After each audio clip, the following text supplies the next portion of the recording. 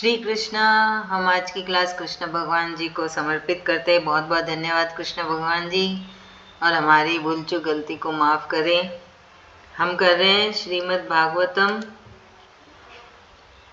या भागवत कथा कर लीजिए या भागवत पुराण।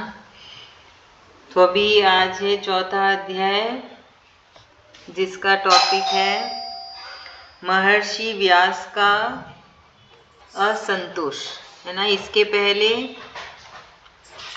सूत जी के पास गए थे।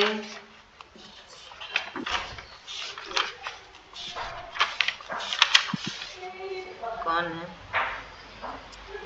शौनक जी गए थे सूत जी के पास कि नहीं, शौनक जी गए थे सूत जी के पास और ज्ञान लेने के लिए और कृष्ण भगवान की और लीलाओं को सुनने के लिए।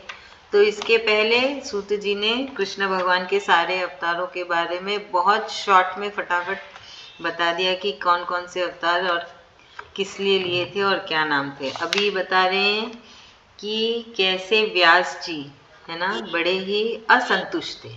चलिए हम देखते हैं क्या है इधर। सुधा भाभी आप पढ़ेंगे?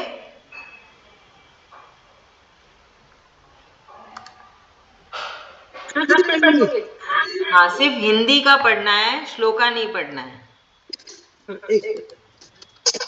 आप पहले ये टाइटल पढ़ लीजिए इस अध्याय का। चतुर्थो अध्याय महर्षि व्यास का असंतोष। दीदी मैं मेरा भागवत निकाली हूँ, पुराना भागवत दिखाऊंगी आपको के बाद में। क्या भागवत था मेरे पास तो निकाली हूँ, प्रथम स्कंद दूसरा स्कंद कल रात में। हाँ, गोरखपुर का है। हाँ, गोरखपुर का जो पुराना है, बहुत पुराना है।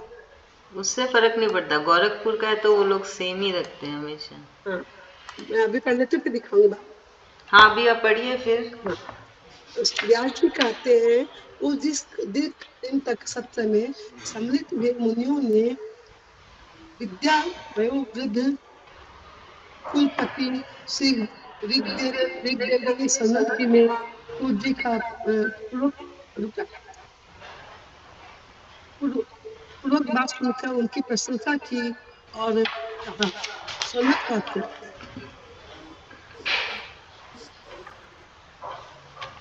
सौनक जी बोले, सूत जी आप वक्ता में श्रेष्ठ हैं तथा बड़े बड़े बड़े भाग्यशाली हैं। जो कथा भगवान सुखदेव जी ने कही थी वही भगवान की पुण्यमयी कथा, कृपा करके आप हमें सुनाइए। एक मिनट एक मिनट एक मिनट एक मिनट एक मिनट। तो अभी यहाँ पे, है ना, व्यास जी के चालू हो रहा है। व्यास जी कह रहे हैं, तो ये जो उसके पहले जो चला था सेशन, है ना, वो बड़ा लंबा चला था। कौन सा? जहाँ पे सूत जी बता रहे थे कृष्ण भगवान जी के सारे अवतारों के बारे में, हमें तो उसमें बड़ा लंबा चढ़ा। और सारे वहाँ पे जितने भी मुनिवर आए थे, जब सब जो आए हुए थे, उन्होंने क्या लिखा है मैंने, शौनक जी से पूछा। शौनक जी ने फिर सूत जी को पूछा कि आप जो अभी हमको बताए उससे बड़ा आनंद आया, है ना। शौनक जी सबको बहुत अच्छा लगा कृष्ण भगवान के सारे अवतारों के बारे में जान के। फिर शौनक जी बोलते हैं, सूत जी आप तो बड़े ही भाग्यशाली हैं, क्योंकि उनको बहुत ज़्यादा ज्ञान है ना। शौनक जी से भी बड़ा ज्ञान, बहुत ज़्यादा ज्ञान है। और वो कह रहे हैं कि मुझे और आगे बताइए कि कैसे भगवान पुण्यमयी श्री कृष्ण को प्राप्त कर सकते हैं। तो उनका लक्ष्य देखिए, सिर्फ कृष्ण भगवान को पाने का है ना, और कुछ नहीं है। कुछ अपने स्वार्थ के लिए भी नहीं है, कुछ सांसारिक सुख के लिए भी नहीं है। बस वो बोल रहे हैं कि आप रास्ता बताइए कि कैसे हमें कृष्ण भगवान मिल सकते हैं। चलिए अभी इसके आगे देखते हैं।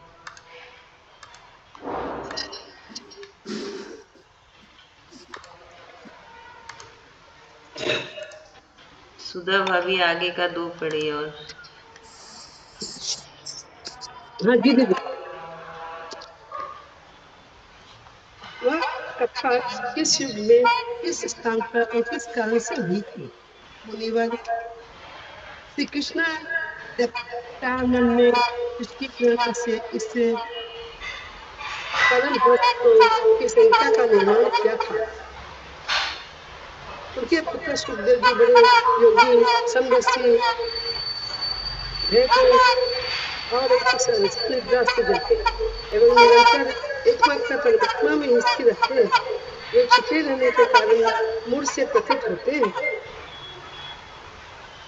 व्यास जी जब संन्यास के लिए वन की ओर जाते हुए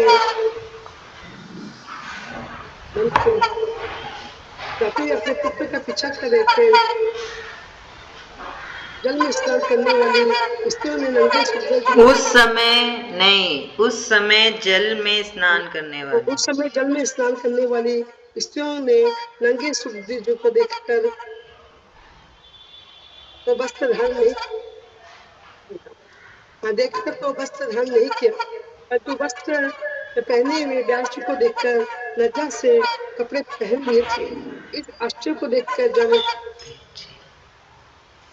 जब व्यास जी ने उन स्त्रियों से इसका कारण पूछा, तब उन्होंने उत्तर दिया कि आपकी दृष्टि में तो से इसका तब इस आश्चर्य को देखकर जब व्यास जी ने उन स्त्रियों से इसका कारण पूछा, तब उन्होंने उत्तर दिया कि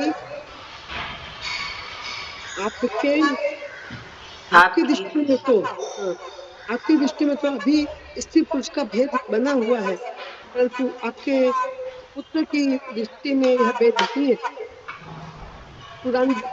कुरु जंगल देश में पहुंचकर हस्तिनापुर में वे पागल, गूंगे तथा जल के समान विचरते होंगे।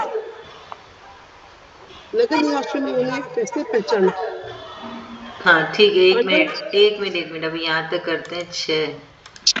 6 श्लोका तक हुआ। तो यहाँ पे शौनक जी सब पूछ रहे हैं कि कैसे राजा परीक्षित, कैसे है ना व्यास जी के बेटे सुखदेव जी है ना, वो कैसे पहुंचे राजा परीक्षित तक। तो उसमें ये कह रहे हैं, पूछ रहे हैं कि हमें बताइए किस स्थान पे ये कथा हुई, कैसे हुई, कब हुई। कौन सी कथा? श्रीमद् भागवतम है ना, जो सुखदेव जी ने राजा परीक्षित को सुनाई थी। तो वो बोल रहे हैं कि वो ना शौनक जी सूत जी की तारीफ में कह रहे हैं कि आप श्री कृष्ण देव पायन हैं, मतलब आप कृष्ण भगवान जी के परम भक्त हैं, है ना। वो बोल रहे हैं कि कैसे प्रेरणा मिली परम हंस को, जो है ना इसका निर्माण किया गया, किसका? श्रीमद् भागवतम का, है ना। तो यहाँ पे बोल रहे हैं कि उनके पुत्र, उनके मतलब व्यास जी के पुत्र सुखदेव जी, वो बड़े ही योगी और मतलब वो संसार से नहीं जुड़े हुए थे, वो बहुत ही बड़े योगी थे, मतलब ब्रह्मचारी थे, सांसारिक चीजों में नहीं जुड़े हुए थे। तो उनकी तारीफ में कहते हैं योगी समदर्शी, भेदभाव रहित, मतलब वो किसी में भेदभाव नहीं करते थे। उसके लिए आगे उदाहरण दिया कि कैसे जब सुखदेव जी जा रहे थे घर छोड़ के, तब रास्ते में कुछ स्त्रियां नहा रही थी, पर उनको देख के उन्होंने वस्त्र नहीं पहना, पर उनके जब पीछे पीछे व्यास जी आए तो उन्हें देख के लज्जा से वस्त्र पहन लिया। तब उन्होंने कहा कि सुखदेव जी के नजरों में कोई भेदभाव नहीं है ना, वो सबको समान देखते हैं और वो बहुत ही बड़े ज्ञानी और बड़े योगी है, इसलिए उन्हें देख के कुछ नहीं हुआ। पर आपकी नजरें तो अभी भी सांसारिक ही है, इसलिए हमें लज्जा आई और हमने कपड़े पहन लिए हैं। तो इसलिए वो बोल रहे हैं कि भेदभाव रहित संसार निद्रा से जागे, संसार निद्रा से जागे, मतलब उनको समझ में आ गई ये सब संसार की चीजें व्यर्थ है और वो कृष्ण भगवान में अपना मन लगा के रखें। तो वही बोले, एकमात्र सिर्फ परमात्मा में ही अपना चित्त लगा के रखें, सिर्फ कृष्ण कृष्ण ही करते हैं। तो पूछ रहे हैं कि कैसे जब सुखदेव जी छोड़ के जा रहे थे और व्यास जी उनके पीछे पीछे शोक में चल रहे थे, तो बोल रहे हैं कि सुखदेव जी बहुत कम बोलते थे, वो हमेशा प्राय मौन ही रखते थे, और ऐसे भी नहीं कि अच्छे कपड़े और पहने हुए एकदम है ना पागल के जैसे घूमते फिरते रहते थे, क्योंकि जो भी कृष्ण भक्त होगा वो कम बोलेगा, है ना, क्योंकि कृष्ण तो यही बोलते ना, कम बोलो, जितना जरूरत है उससे भी कम बोलो। भगवत गीता में कृष्ण भगवान जी ने समझाया, और कृष्ण भगवान तो उससे भी कम बोलते हैं। तो ऐसा है, तो इसलिए सुखदेव जी भी मौन ही रखते हैं। तो मौन रख के क्या करते हैं, वो कृष्ण पे ध्यान लगाते हैं, जैसे चलते फिरते भी कहीं भी, तो अंदर ही अंदर कृष्ण भगवान पे ध्यान लगा हुआ रहता है। तो इसलिए वो पूछ रहे हैं शौनक जी की कैसे पहचाना, है ना, सुखदेव जी को, क्योंकि वो तो मौन रहते हैं और एकदम पागल के जैसे यहाँ वहाँ घूमते रहते हैं, क्योंकि अच्छे वस्त्र नहीं है पहनने के लिए, कपड़े, खाना पीना कब खाया नहीं खाया, तो इसलिए ऐसा उन्होंने बोला है कि ना कैसे पहुंचे वो, और हस्तिनापुर में कैसे उनको पहचाना गया। फिर कहाँ था, हाँ, हस्तिनापुर में ऐसे पागल गूंगे की तरफ ना फिर रहे थे, नगर वासियों ने उन्हें कैसे पहचाना। चलिए अब आगे देखते हैं। पढ़ूं? जिज्ञासा भाभी, नहीं भाभी अभी नेक्स्ट हाँ जिज्ञासा ठीक। भाभी।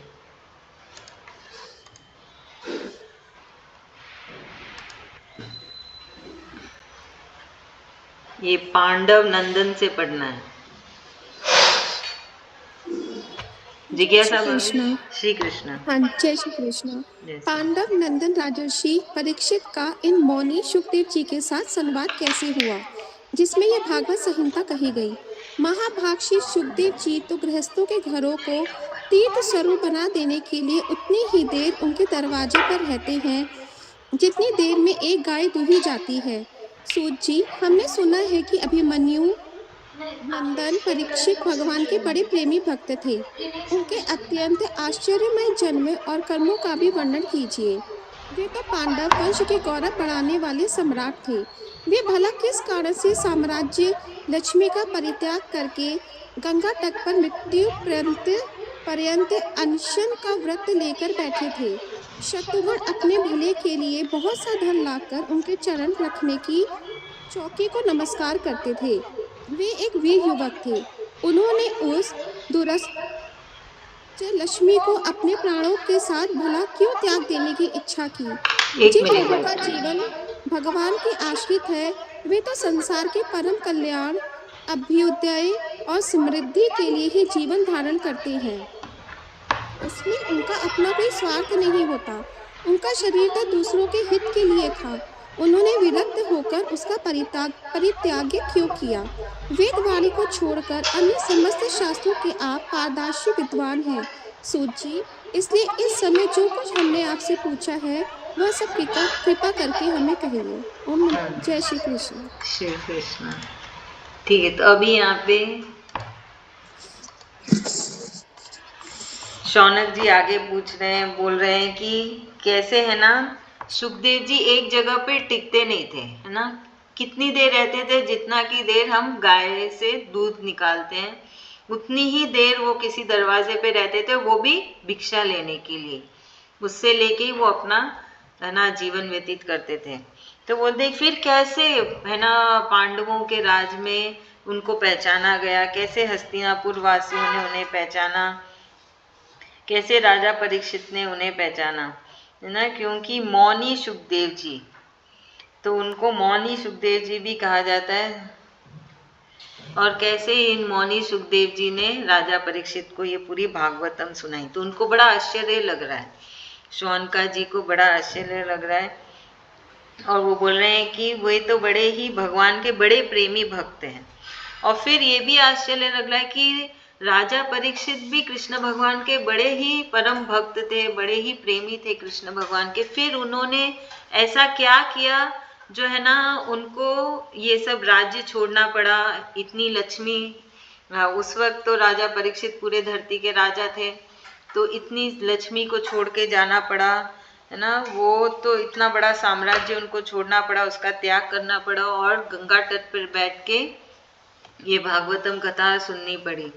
तो बोल रहे हैं कि उन राजा परीक्षित तो जो भी बोले, उनके दुश्मन भी उनके, है ना पाँव में लाके सारी लक्ष्मी रख देते हैं, फिर उनको ऐसा क्यों त्याग करना पड़ा? तो बोलते वो तो बड़े ही वीर थे, राजा परीक्षित तो बड़े ही वीर युवक थे, अर्जुन के पुत्र थे वो। तो ऐसे शौनक जी को बड़ा आश्चर्य हो रहा है कि ऐसा क्या हुआ। तो कितने सारे सवाल पूछे शौनक जी ने। फिर बोल रहे हैं कि राजा परीक्षित जैसे जो जीव है, जो आत्मा है, जो मनुष्य है, वो तो धरती पे आते ही हैं दूसरों का कल्याण करने के लिए, वो अपने स्वार्थ के लिए नहीं आते। तो फिर उन्होंने ऐसा क्या किया जो है ना उनको ऐसा दंड मिला कि उनकी मृत्यु हो जाएगी और फिर उनको श्रीमद् भागवतम पढ़ना पड़ा। तो वो सूत जी को बोल रहे हैं कि आप बड़े ही विद्वान हैं, बड़े ही दयालु हैं, हमने आपसे जो जो सवाल किए उसका हमें उत्तर दीजिए।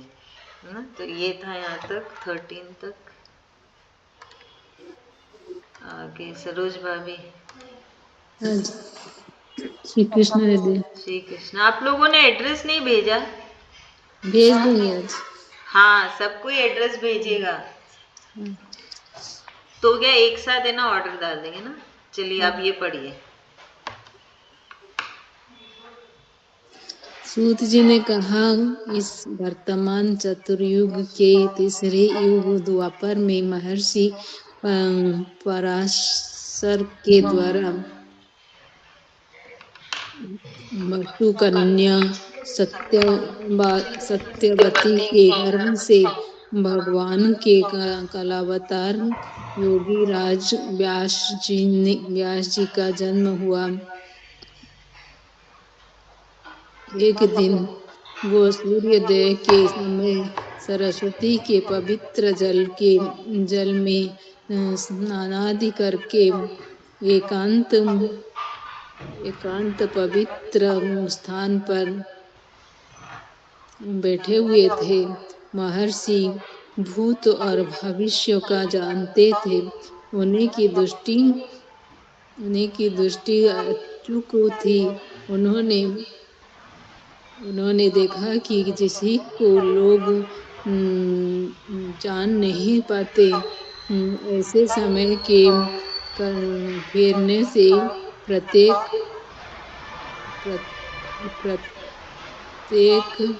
युग में धर्म संकरता और उसी के प्रभाव से भौतिक वस्तुओं की भी शक्ति का ह्रास होता रहता है। संसार के लोग श्रद्धाहीन और भक्ति रहित हो जाते हैं। उन्हीं की बुद्धि कर्तव्य का ठीक निर्णय नहीं कर पाती और आयु भी कम हो जाती है।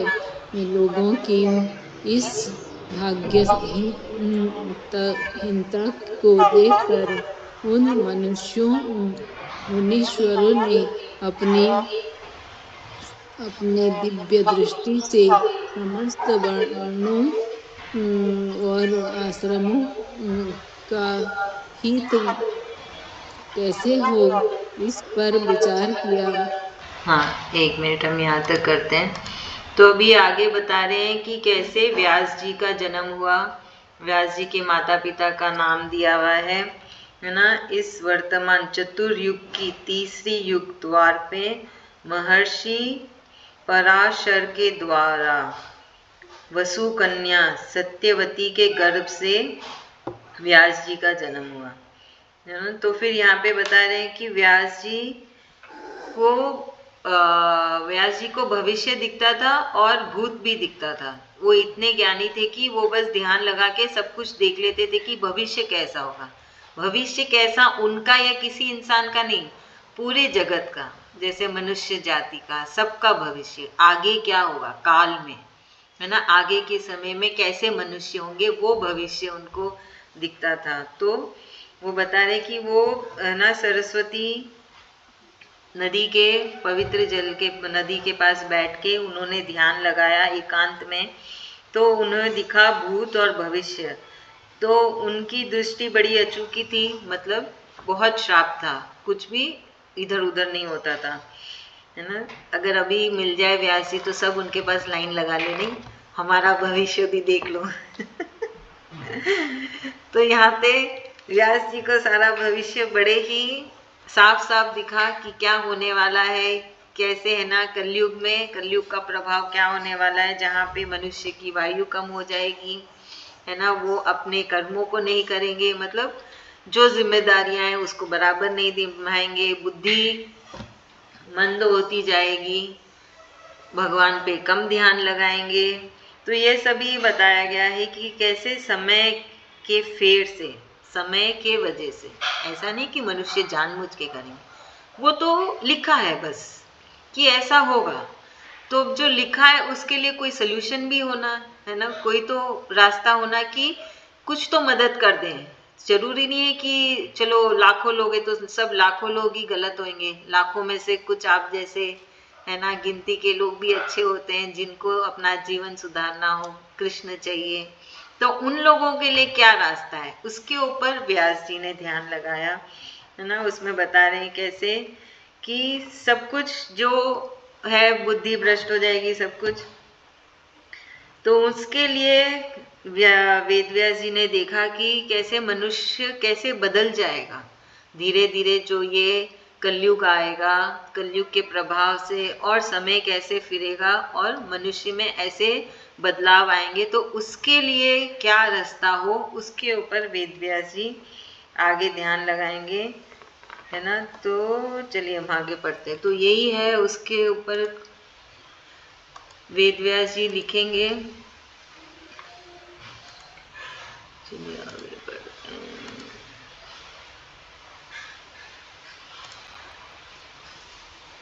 अभी कौन पढ़ेगा, किसका टर्न है? सरोज भाभी के बाद कौन आया था? आभा भाभी आई थी शायद। पढ़ूं? हाँ आभा भाभी पढ़ी।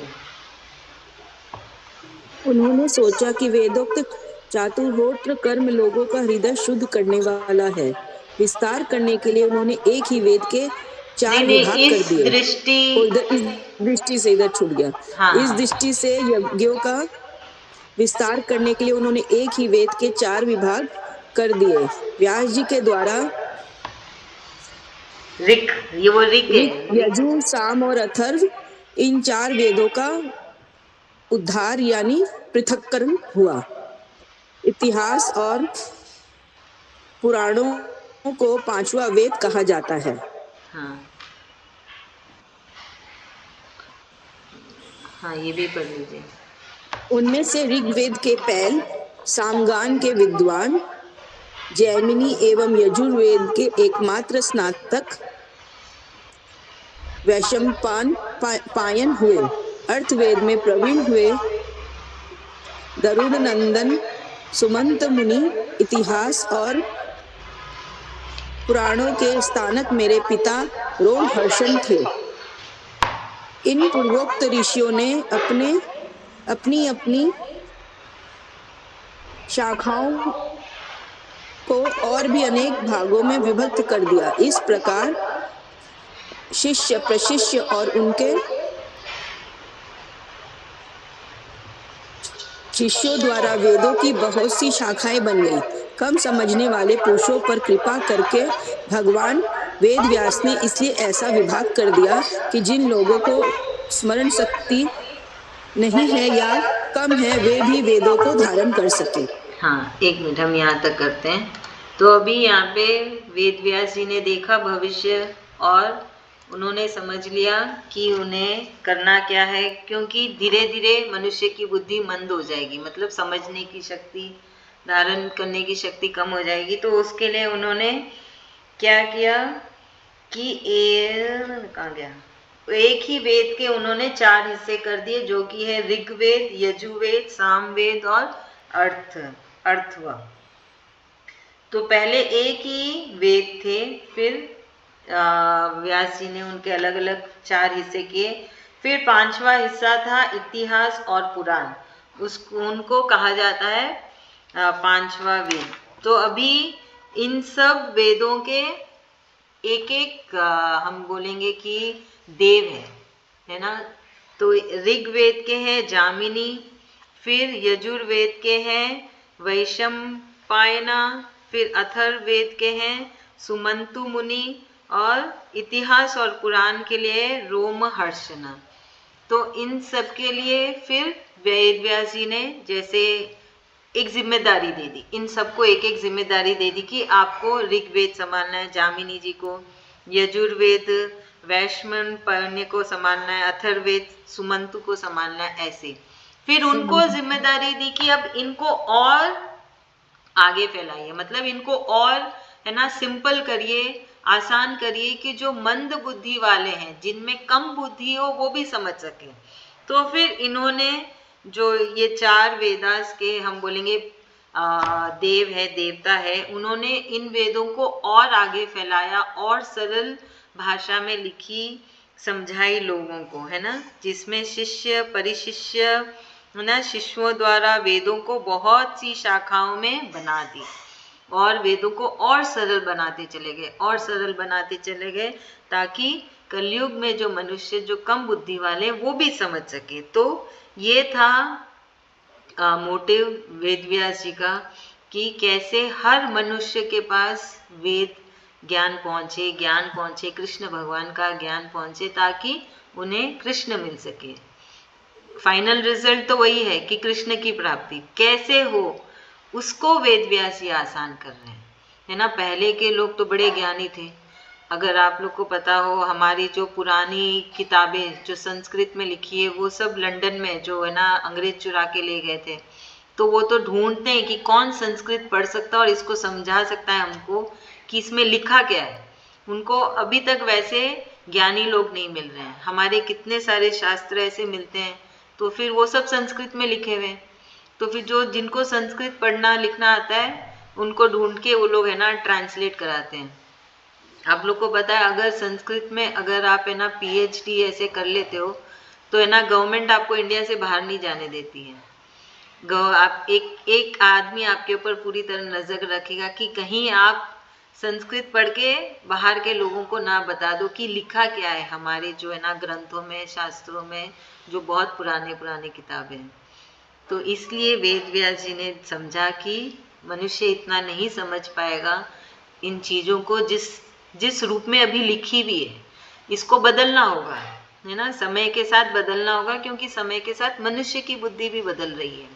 तो वेद व्यास जी ने भविष्य देख के, भविष्य के हिसाब से उन्होंने वेदों को ऐसे बांटा और बांटे और बहुत सारी शाखाओं में ले गए। तो यही मेन पर्पस था वेद व्यास जी का, इतने सारे वेदास को लिखना, पुराणों को लिखना, ताकि आम इंसान भी बड़े आसानी से समझ सके। चलिए अब आगे देखते हैं।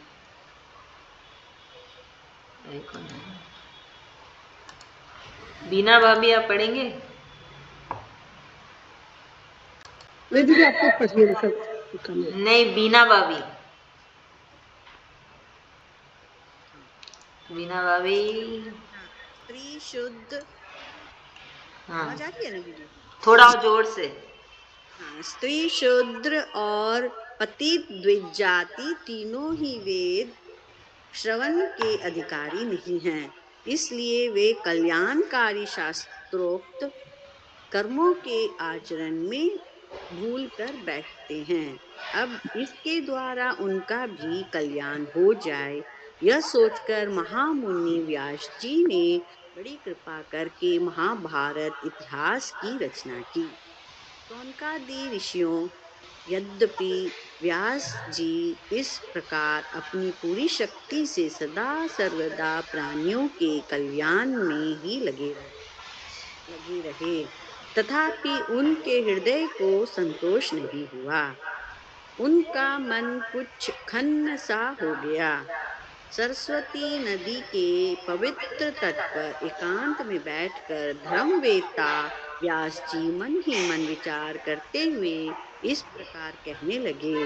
मैंने निष्कपट भाव से ब्रह्मचर्य आदि व्रतों का पालन करते हुए वेद, गुरुजन और अग्नियों का सम्मान किया है और उनकी आज्ञा का पालन किया है। महाभारत की रचना के बहाने मैंने वेद के अर्थ को खोल दिया है, जिससे स्त्री शूद्र आदि भी अपने अपने धर्म कर्म का ज्ञान प्राप्त कर लेते हैं। यद्यपि मैं ब्रह्म तेज से संपन्न एवं समर्थ हूँ, तथापि मेरा हृदय कुछ अपूर्ण अपूर्ण काम सा जान पड़ता है। अवश्य ही अब तक मैंने भगवान को प्राप्त कराने वाले धर्मों का प्राय निरूपण नहीं किया है। वे ही धर्म परम हंसों को प्रिय है और वे ही भगवान को भी प्रिय है। हो न हो मेरी अपूर्णता का यही कारण है। तो यहाँ पे अभी आगे वेद व्यास जी ने स्त्री शूद्र और आदि जनों के लिए भी ऐसा वेद लिख दिया जो बड़ा ही आसान हो और उनसे फायदा होगा और उनको भी कृष्ण भगवान जी मिल जाएंगे। बोलते नहीं तो उसके पहले उनसे भूल हो जाती थी, क्योंकि इतनी उनमें क्षमता नहीं थी कि वो समझ सके, है ना। तो देखा जाए तो वेद व्यास जी सिर्फ जनहित के लिए ही कार्य कर रहे थे, उनके स्वार्थ के लिए कुछ किया नहीं, ना उनके परिवार के लिए, है ना। सिर्फ जनहित के लिए निस्वार्थ पूरी तरह से ब्रह्मचारी का अच्छे से पालन करके कृष्ण भगवान पे ध्यान लगा के उन्होंने सारे कार्य किए जिसके लिए वो आए थे धरती में। सारे वेदास लिखे, उपनिषद सब कुछ हो गया, सारे कर्म लिख दिए जिससे आगे आने वाली पीढ़ी के लिए, है ना, ये जो धार्मिक कार्य है वो पूर्ण होगा। पर फिर भी उनके अंदर कुछ असंतुष्टि थी, उनको खुशी नहीं हो रही थी इतने सारे अच्छे कार्य करके भी। हम तो एक छोटा सा कुछ अच्छा काम कर लेते तो हमको कितना अच्छा लगता है ना कि हाँ मैंने ये किया, चलो किसी को नहीं भी बोले पर अंदर से कितनी खुशी होती है। पर वेद व्यास जी को नहीं हो रही है, वो भी एक बड़ा ही नेक काम किए हैं, है ना, कि आने वाली पीढ़ियों के लिए मोक्ष का रास्ता बताए आसानी से, बड़े ही सिंपल वे से, पर फिर भी उनको अंदर से संतुष्टि नहीं हो रही है। तो उनको अंदर ही अंदर वो सोच रहे कि मैंने जो कार्य किया है वो अवश्य ही अधूरा है, अपूर्णा काम, है ना, मतलब वो ये काम जो मैंने किया है वो अधूरा है, कुछ तो इसमें कमी रह गई है, मुझे खुशी ही नहीं हो रही है। शायद तो ऐसे उनके मन में ना विचार आ रहे हैं कि शायद जो कृष्ण भगवान को प्राप्त करने का है कार्य वो मैंने सही तरीके से नहीं लिखा है, मैंने जो वेदास लिखा है उसमें कुछ कमी हो गई होगी, जो मैंने लिखा वो सही नहीं है। तो बोल रहे मैंने तो, फिर वो खुद से ही विचार कर रहे हैं कि मैंने तो सारे नियम पालन करके ही किए, ब्रह्मचारी पालन किया एकदम साफ मन से, है ना, सरस्वती तट पे बैठ के सारे वेदास उपनिषद सब कुछ लिखा है, जितना मेरे दृष्टि जाती थी दूर दूर तक उस हिसाब से सारे लिख दिए। फिर कहाँ कमी है, क्यों मुझे अंदर से खुशी नहीं हो रही है, संतुष्टि नहीं हो रही है ना। ये कितना स्वाभाविक है, हम भी कोरिलेट कर सकते हैं, हम भी समझ सकते हैं वेद व्यास जी के इस सिचुएशन को, कि हम भी कभी कभी कुछ कम काम करते तो ऐसे लगता है कि कुछ रह गया है, कुछ तो कमी रह गई है ना। वैसे ही वेद व्यास जी को लग रहा है, बस इसी का लिखा हुआ है इधर कि कैसे उन्होंने, है ना, निष्कपट, मतलब उनके मन में कोई कपट नहीं था, एकदम निस्वार्थ, सिर्फ जो कृष्ण भगवान ने उनको आज्ञा दी थी वो काम वो कर रहे थे, पर फिर भी उन्हें कमी लग रही थी अपने कार्य में। चलिए आगे देखते हैं क्या है।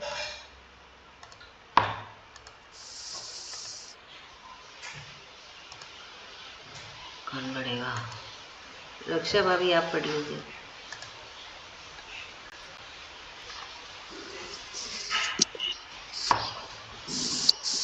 जय श्री कृष्ण। श्री कृष्ण। श्री कृष्ण द्वैपायन व्यास इस प्रकार अपने को अपूर्ण सा मानकर जब खिन्न हो रहे थे, उसी समय पूर्वोक्त आश्रम पर देवर्षि नारद जी आ पहुँचे। उन्हें आया देख व्यास जी तुरंत खड़े हो गए। उन्होंने देवताओं के द्वारा सम्मानित देवर्षि नारद की विधि पूर्वक पूजा की। श्रीमद्भागवते महापुराण परमहंस्या संहितायां प्रथमस्कंधे नैमिषि योपाख्याने चतुर्थोऽध्यायः। हरि ओम तत्सत्, हरि ओम तत्सत्, हरि ओम तत्सत्। श्री कृष्ण, धन्यवाद। तो अभी यहाँ पे जब ऐसे है ना मनोस्थिति चल रही है वेद व्यास जी की कि तो उनके लिए कहा है श्री कृष्णाद वे पायन, कृष्ण भगवान के परम भक्त है ना। तो व्यास जी उनके मन में बहुत हलचल चल रही है, उनको लग रहा है कि मैंने कुछ कमी कर दी, कुछ तो है ना खेद है, कुछ तो मैंने मिस्टेक कर दी, कुछ गलती कर दी है मैंने, ऐसे विचार कर रहे थे। उसी सामने उनके सामने आए देवर्षि नारद जी, उनको देखते ही वेदव्यास जी एकदम खड़े हो गए। तो यहाँ पे नारद जी के तारीफ में लिखा है कि देवताओं ने भी नारद जी का बड़ा सम्मान किया है, तो ऐसे नारद जी आए हैं। तो अभी ये यहाँ तक ही है स्टोरी। यहाँ पे चौथे अध्याय का 5वें अध्याय में पता चलेगा कि क्या बात हुई व्यास जी और नारद जी के बीच में। अभी हम श्लोका कर लेते हैं आज के चैप्टर की। रंजीता भाभी पढ़िएगा 10 श्लोक, कितने हैं 33 है, 10 श्लोका पढ़ लीजिएगा। जय श्री कृष्ण। श्री कृष्ण भाभी। अथ चतुर्थोऽध्याय महर्षि व्यास का असंतोष। व्यास उवाच इति ब्रुवाणं संस्तूय मुनीनां दीर्घसत्रीणां बुद्धः कुलपतिः सूतं ब्रह्मवृचः सनको ब्रवीत्। सौनक उवाच सूत महाभाग बदनो बदतांबर कथां भागवतीं पुण्यां यदह भववाच्छ्रुकः मंश्रुचुकः कस्मिन् युगे प्रवृत्तेयं स्थाने वा केन हेतुना कुतः संचोदितः कृष्णः कृतवान् संहितां मुनिः तस्य पुत्रो महायोगी समदृङ्ग निर्विकल्पकः एकान्तं मतिरुन्निद्रो गूढो मूढ इवेयते दृष्टवानुयान्तं ऋषिम् आत्मजमर्प्य नग्नं देव्यो हि ह्या परिदधुर्न सुतस्य चित्रं दद्वीक्ष्य पृच्छति मुनो जगदुस्तवास्ति स्त्रीपुंभिदानतु सुतस्य बिग्बिक्तदृष्ट कथमालक्ष्मीतः पौरेः सम्पप्राप्त कुरु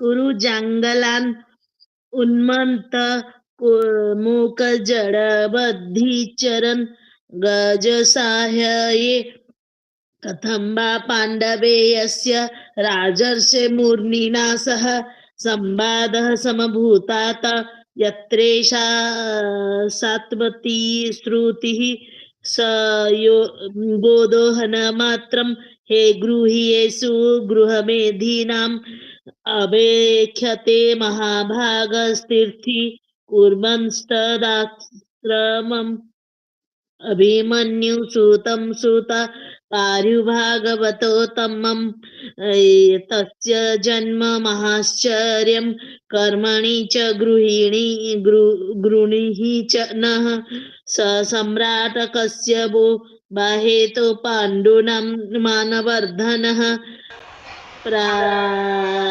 प्रायोपविष्टो गंगायामनाद्रुत्या धीराट श्रियम्। हाँ 1 मिनट, अभी मम्मी नहीं है ना शायद? हाँ कौन है मम्मी? ठीक है सरोज भाभी, हाँ, आप अगला 5 पढ़िएगा। हाँ, सब 5-5 पढ़ेंगे। हाँ 11 ये। यहाँ से हाँ नमन्ति। नमन्ति यत्पादनिकेतमात्मनः शिवाय हानीयमानानि शस्त्रवः कथं स विरहस्त्रियमङ्ग दुस्त्यजम्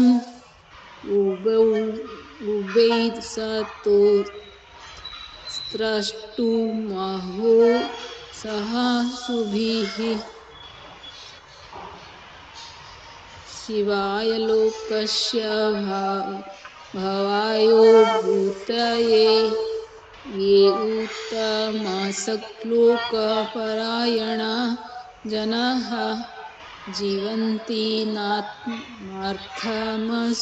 पराश्रयम् मोमोच निर्वेदकुतः कलेवरम् तत्सर्वं स्नः समाचख्युः पृष्टो यदिह किञ्चन मन्ये त्वं विषये वचं स्नातमन्यत्र छन्दसात्तु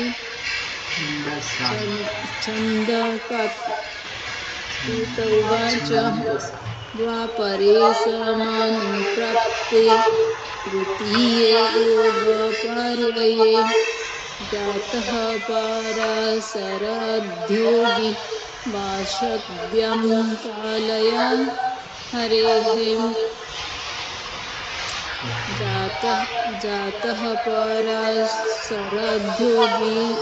व्यासव्योमुकलाय हरेः स कदाचित्तरसत्स्वत्वया उपस्पृश्य जलं शुचिः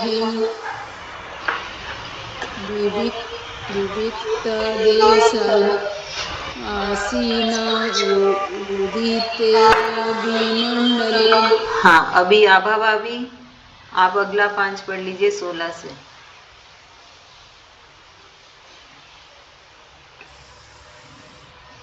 ये पढ़िए दीदी। अच्छा आप पढ़ेंगे। परावरज्ञः स ऋषिः कालेन व्यक्तहंसा योगधर्मव्यतिकरं प्राप्तं भुवि युगे युगे भौतिकानां च भावानां शक्तिर्यां स च तत्कृतम् अश्रद्धानानि सत्त्वान् दुर्मेधान् हस्त्यायुषः दुर्मग्नाञ्च जनान् विश्य मुनिर्दिव्येन चक्षुषा सर्ववर्णाश्रमाणां यद्धयो हितममोदृक्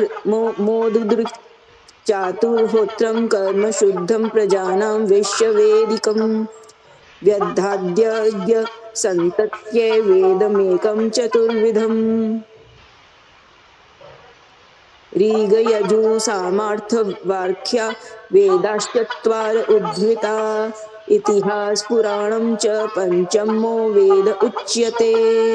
थैंक यू। सुधा भाभी अभी आप पढ़ लीजिए 5। दीदी एक चला गया ऊपर। नहीं ये 21 से पढ़ना है। सुधा भाभी। हाँ मैं पढ़ना। हाँ पढ़िए। तत्त्ववेदधर पेनः सामगो जैमिनी कवि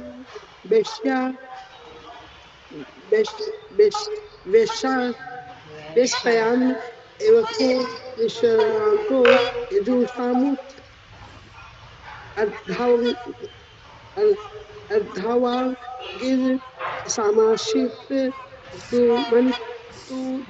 सबुंतुर दारुणो मुनि इतिहास पुराणानां पिता में एक ऋषि वेदम समसम वैशन नक्षत्र शिष्य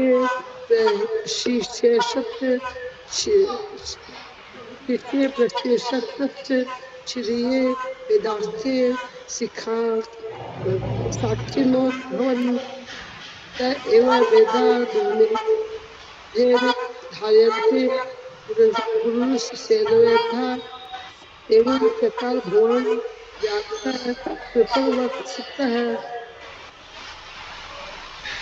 वत्सल है। इसलिए शुद्र बीज जम्बोधानम कई बीज जम्बोधानम कई न शुचि गोचरा तब श्रेष्ठी मूढ़ानाम श्रेय एवं भवेद्भूय इति भारतमाख्यानम कृपया मुनिना कृतम। हाँ ठीक है, 1 मिनट भाभी, 1 मिनट। अभी मम्मी आप पढ़ोगे? रक्षा भाभी आप पढ़िए अगला 26 से पढ़ना है। ये एवं सर्वात्मकेनापि से नहीं, एवं प्रवृत्तस्य। वो ऊपर चला गया है। 1 मिनट, हाँ अभी। हाँ, एव प्रवृत्तस्य सदा भूतानां श्रेयसी द्विजाः सर्वात्मकेनापि यदा नातिशयध्रुयं ततः प्रसीदो धृतेः सरस्वत्या तटे शुचो वितरकयन विविक्तस्थ इदं प्रोवाच धर्मवित् धृतुत्वेन हि मया छन्दासि गुरुर्ज्ञयः मनीता निर्वलिकेन गृहीतं चानुशासनं भारतव्यपदेशेन ह्याम्ना याचशत दर्शितः दृश्यते यत्र धर्मादि श्री क्षुद्रादिभिरप्युत तथापि बत मे देहोऽध्यात्मा चैवात्मना विभुः असम्पन्न इवाभाति ब्रह्मवचर्स्य सप्तमः। हाँ ठीक है, 1 मिनट। अभी किसका टर्न बाकी है? जिज्ञासा भाभी आप पढ़ेंगे? कहाँ से पढ़ना है? हाँ 31 से, यहाँ से। किम वा भागवता धर्मा न प्रायेण निरूपिताः प्रिया परमहंसानां त एव हिच्युत प्रिया।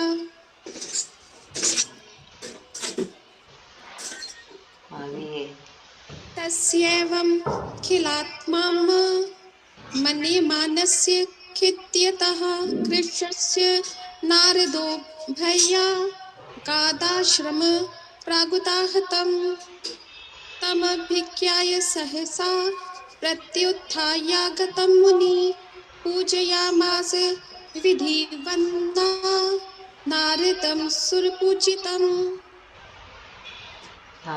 इति श्रीमद्भागवते महापुराणे पारमहंस्यां संहितायां प्रथमस्कन्धे नैमिषारण्योपाख्याने चतुर्थोऽध्यायः। हरि ओम तत्सत्। धन्यवाद, बहुत बहुत धन्यवाद कृष्ण भगवान जी का, आप सबका भी धन्यवाद। कल एकादशी है, कल एकादशी की चैंटिंग करेंगे, है ना। फिर नेक्स्ट मंडे मिलेंगे। मैं टाइमिंग डाल दूंगी एकादशी की चैंटिंग का। 11 बजे ठीक है सबको? 10:30 या 11 चलेगा? आप आ जाओगे सभी? ठीक है, आप एड्रेस सब भेज दीजिएगा ना आज, तो इजी रहेगा, एक साथ सारे। है ना। पेमेंट हम लोग अपना करेंगे, आप पेमेंट सबका नहीं करोगे? यही बात हम बोलने वाले। आप इतने जन का पेमेंट हम लोग अपना फोन नंबर दे देंगे, अपने फोन से पेमेंट कर देंगे सबको। मेरे को एक पेड़ मेरे पास पुराना कल निकला है, एक पेड़ मेरे को नया रखा भुवनेश्वर रख ले, तो मैं भी एक पेड़ मंगाऊंगी। वो पेमेंट कृष्ण भगवान जी संभाल लेंगे, टेंशन मत। नहीं सब अपना अपना करेंगे। आप एड्रेस भेजिएगा गूगल पे तो हम लोग कर देंगे। हाँ हम लोग सब गूगल पे अपना अपना करेंगे दीदी। आप किसका करोगे इतने जन का? कोई नहीं, कृष्ण भगवान जी संभाल लेना, टेंशन क्या चीज की। वही मतलब फोन करके बोलूंगी सबके बीच, नहीं बोलूंगी बोल के नहीं बोल रही। दीदी आप मैं भी लिंक सोच शेयर रही हूँ, आप लिंक मैं भी शेयर कर दीजिए ना, हम लोग अपने अपने एड्रेस पे मंगा लेंगे। मेरा आप भी लिंक शेयर कर दीजिए। मेरा भी कल हिम्मत नहीं हुआ दीदी को बोलने का। दीदी हाँ, कल वही मेरा भी हिम्मत नहीं हुआ बोलने का। नहीं बोल पाती। इसीलिए फिर वही सब कहता है, इसीलिए भेजाने पहले मैंने बोल देते हैं कि पेमेंट आप करने का। ठीक है दीदी चलिए आप लिंक शेयर कर दीजिए ना, हम लोग अपना अपना ऑर्डर अपने अपने एड्रेस पे ही कर लेंगे। ठीक है, मैं लिंक शेयर करती हूँ, आप लोग मंगा लीजिएगा, है ना। 10 दिन तो लगता ही आने में। हाँ, ग्रुप में लिंक शेयर कर दीजिए दीदी, है ना। हाँ ठीक है, ठीक वैसे भी वैसा हो कर जाता है। दीजिए, हम मंगवा लेंगे। ठीक है, ओके। जैसे कृष्ण भगवान की इच्छा। तो पुरानी वाली भगवत जी दिखा दूं क्या दीदी एक बार आपको? हाँ दिखाइए ना, सबको ही देख लेते हैं। हाँ दिखाती हूँ। एक सेकंड। हाँ हाँ हाँ।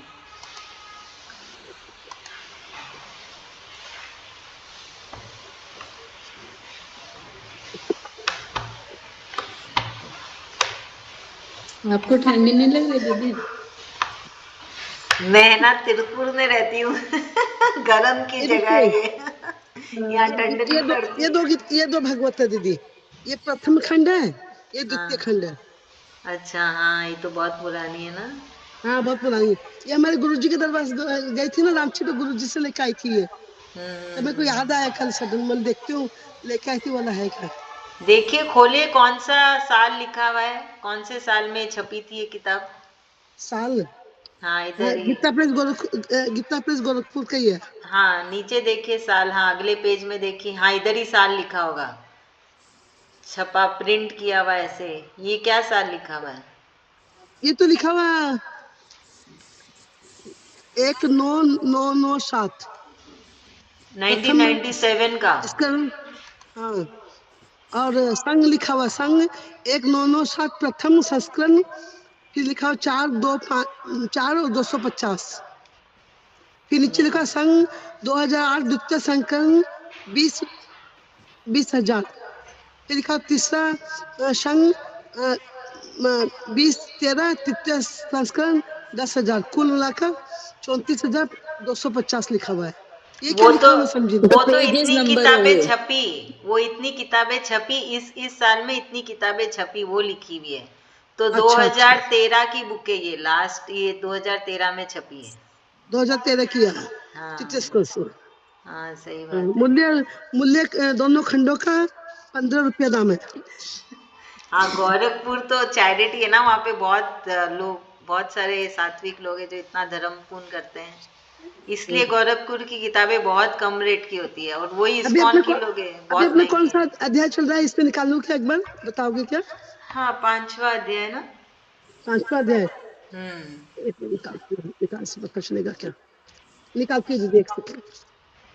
तो मैं, वो आप बाद में देख लीजिएगा ना भाभी, हाँ चलिए सबको ही हाँ चले ठीक है, अभी। आपका वीडियो देखना, वीडियो से मिला के देख लूंगी। हाँ हाँ ठीक है हाँ, और चलिए ना मेरे को सब। एक सेट अनुकूल में ना, आप एक सेट भुवनेश्वर के लिए चाहिए, मतलब मैं दोनों घर में दोनों सारा बुक रखती हूँ। ठीक है ओके। जब जहाँ रहती हूँ वहाँ मेरे को फिर पढ़ने में काम आ जाता है।